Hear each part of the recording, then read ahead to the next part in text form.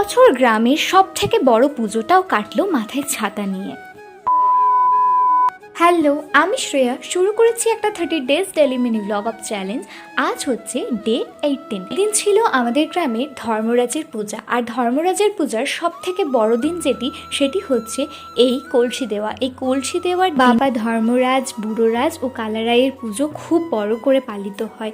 আর আমাদের গ্রামে সব থেকে মানুষজন এই পুজোতেই একত্রিত হয়।